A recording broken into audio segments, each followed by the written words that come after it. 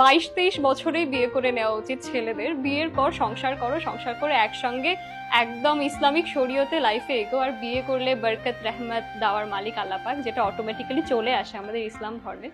বিয়ে জলদি করা উচিত বিভিন্ন কারণে। আমরা যদি নর্মাল লাইফ বা এই জেনারেশন নিয়ে বলতে চাই, এই যে ছেলেরা যে অফিস করে, অফিস থেকে বাড়ি ফেরে, এরপর তাদের অবভিয়াসলি এরকম একটা পার্টনার বা এরকম একটা সঙ্গ দরকার হয় যারা একটু শরবত বানিয়ে আনবে বা চা বানিয়ে আনবে, বা তার ড্রেস চেঞ্জ করা, গোসল করা, নতুন ড্রেস আয়রন করে একদম বেডে রাখা, এই জিনিসগুলো, সুন্দর সুন্দর খাবার রান্না করে বসে থাকা, একসঙ্গে বসে মুভি দেখা, বা অফিসে কিভাবে সময় কাটলো, দিন কাটলো, সেগুলো শোনা।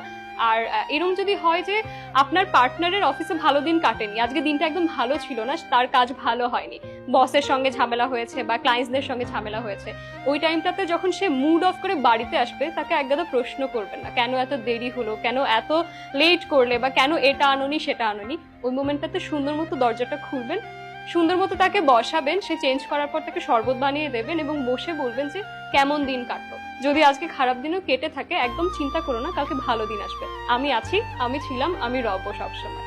এই ধরনের একটা পার্টনার সব ছেলে চায়, সব ছেলে ড্রিম এসব।